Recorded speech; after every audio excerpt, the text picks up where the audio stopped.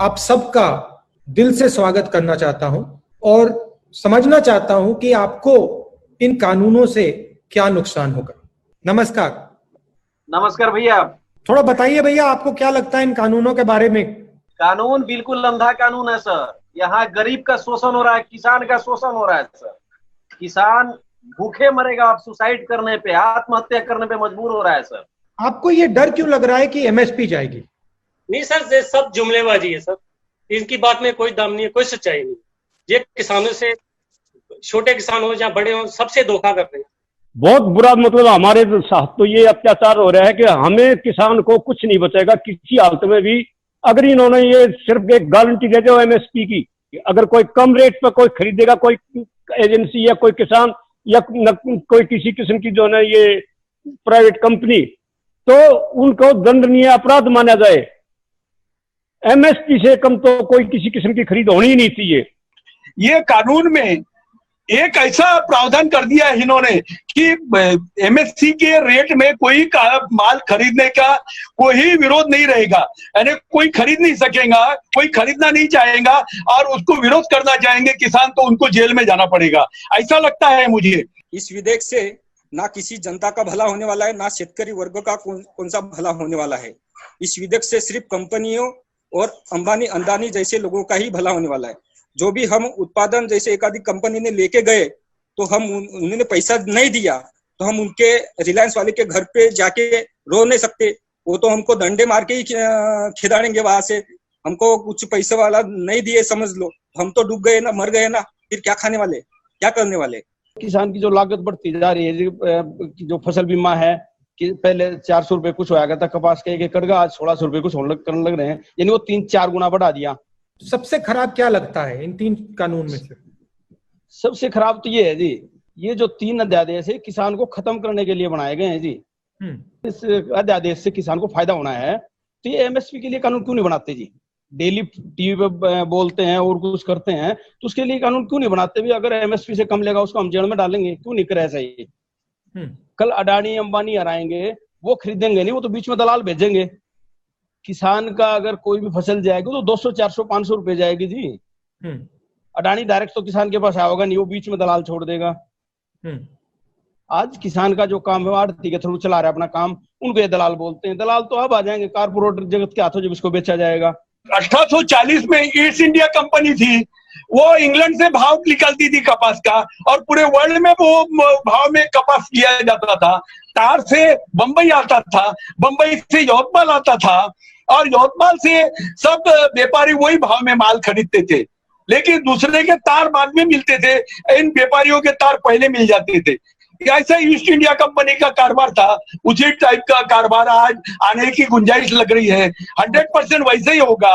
Corporate जगत के लोगों को माल सस्ता लेने के लिए प्रोविजन रहेगी और वो जब अपना माल खरीदेंगे किसानों का तो वो ग्राहकों को 4 दुप्पट टिप्पट 3 गुना 4 गुना भाव में बेचेंगे। उसलिए ग्राहकों की भी लूट होगी, किसानों की भी लूट होगी और किसानों को प्रॉपर भाव न मिलने से आत्महत्या काफी बढ़ेगी किसानों की। आपका कहना है कि पहले ईस्ट इंडिया कंपनी थी, हाँ, अब वेस्ट इंडिया कंपनी आई है। हाँ, west India company corporate company आ जाएगी। जो हमारा जो देश का पोशिंदा है, हमारा देश खेती प्रधान बोलते हैं, लेकिन अभी एक कंपनी प्रधान देश होने वाला है। और जो प्रधानमंत्री कह रहे हैं कि एमएसपी रहेगी, उसको नहीं बदला जाएगा, उस बात को आप मानते नहीं हो या क्या विचार है आपका? नहीं सर, उनको तो हम मानते ही नहीं हैं, क्योंकि आज वो क्या बोलेंगे कल क्या बोलेंगे। क्योंकि अभी आज मैंने पेपर में पढ़ा, जो कामगारों के लिए एक विधेयक था, कायदा था, उसको कंपनी को उन्होंने टर्नओवर कर दिया। क्योंकि अभी वो जो कंपनी में जो कामगार रहने वाले थे, उनके जो लिए नियम था, उनका नियम हटा के वो कंपनी के हाथों में दे दिया और कंपनी कभी भी उनको निकाल सकती है, ऐसा कायदा बना दिया। मैं भी घबराया था मरने की डर से, लेकिन कोरोना से भी ज्यादा डर अब इस कानून का मुझे लग रहा है कि अगर मेरी जमीन मेरी अगली पीढ़ी के नाम से अगर नहीं रहेगी। देखिए, कोई भी कंपनी या कोई भी व्यापारी अपने फायदे के लिए, मुनाफे के लिए धंधा करता है, ये सरकार नहीं है। सरकार जो ज्यादा कमाता है उसके पास से 2 पैसे लेकर गरीबों में बांटता है, गरीबों को सहूलियत देता है। ये अमीरों की पार्टी है और अमीरों की पार्टी ही रहेगी। ये छोटे किसानों, छोटे लोगों के बारे में कुछ नहीं सोचेगी। इस अध्यादेश से तो किसान को खत्म करने के ऊपर तुलना चाहिए। किसान को, मजदूर को, व्यापारी को, सारे खत्म हो जाएंगे जिससे तो। और करेंगे क्या अगर ये खत्म हो जाएंगे? कहाँ जाएंगे? ये बर्बाद करेंगे, जिसको कारपोरेट के हाथों बेच देंगे सारे सिस्टम को। सारा अंबानी अडानी हार के हाथ में दे देंगे सारे सिस्टम को। हाँ, मजदूरी कराओगे जी फिर किसानों के पास। जो अंग्रेजों का जो राज था वो राज आ जाएगा जी वापिस। इस देश को बर्बाद कर देंगे जी। हर चीज का निजीकरण करने लग रहे हैं, हर चीज को बेचने लग रहे हैं। एयरपोर्ट है उनको बेच रहे हैं, रेलवे को बेच रहे हैं, बिजली को बेच रहे हैं, छोड़ नहीं रहे जी किसी चीज को। जो व्यापारी है कुछ हमको एडवांस पैसा कुछ काम करता था तो लेते थे, अब पैसा भी देना बंद कर दिए कि हम धान नहीं लेंगे, गेहूं नहीं लेंगे, तो हम पैसा कैसे देंगे? भैया इस सरकार में हम लोग बड़ी क्षुब्ध हैं। हम लोग चाहते हैं कि जो 2006 में जो बिल लागू हुआ था वो फिर से लागू हो, बिहार में लागू हो हम लोगों को बस।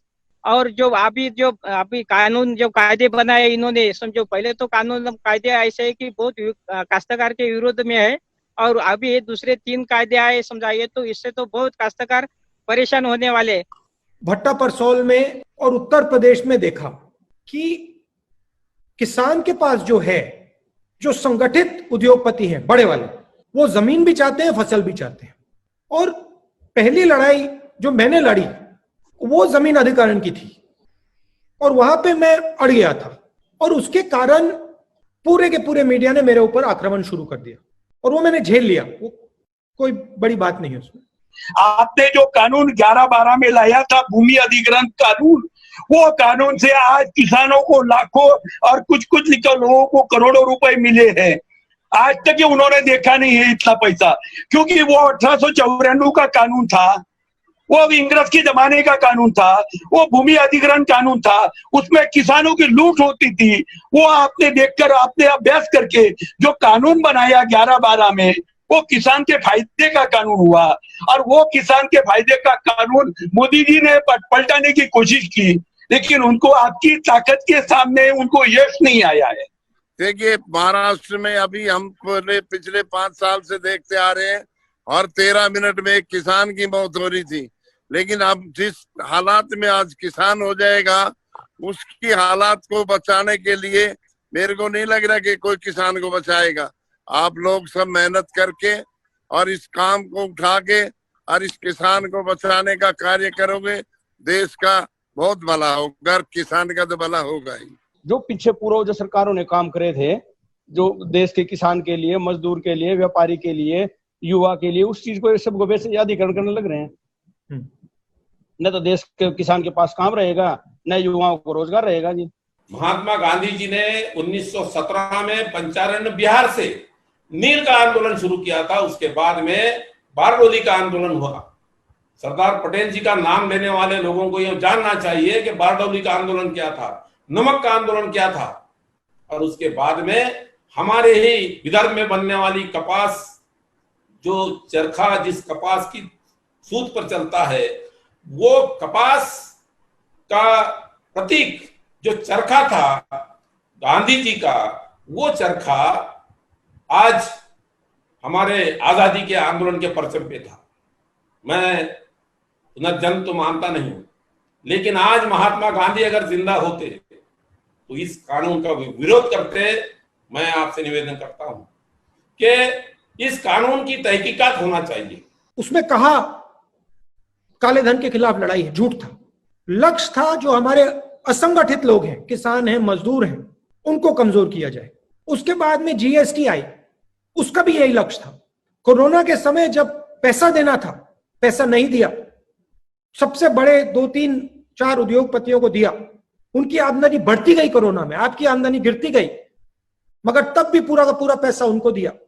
लक्ष्य हिंदुस्तान की जो रीढ़ की हड्डी है, किसान है, मजदूर है, उसकी रीढ़ की हड्डी को तोड़ने का है, और जो हिंदुस्तान का धन है उसको लेने का है। ये जो 3 कानून है, इसमें और नोटबंदी में कोई फर्क नहीं है, इसमें और जीएसटी में कोई फर्क नहीं। फर्क यह है कि ये सीधा आपके दिल में छुरा है। 3 बार आपके पैर में कुल्हाड़ी मारी, अब आपके दिल में छुरा मार दिया है।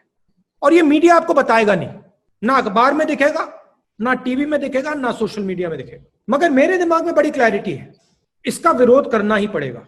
किसानों के लिए नहीं, हिंदुस्तान के भविष्य के लिए। इन्होंने इस देश को खड़ा नहीं किया, ये अंग्रेजों के साथ खड़े थे, तो इनको समझ भी नहीं है। और आपने जो बात बोली, बहुत गहरी बात बोली कि किसान सिर्फ किसान नहीं है, किसान की आवाज युवा में है, किसान की आवाज सेना में है, पुलिस में है, किसान की आवाज में बहुत दम है। और इसी आवाज का प्रयोग करके हिंदुस्तान ने आजादी ली थी। किसान की आवाज से ही हिंदुस्तान आजाद हुआ और एक बार फिर आज किसान की आवाज से हिंदुस्तान आजाद होगा।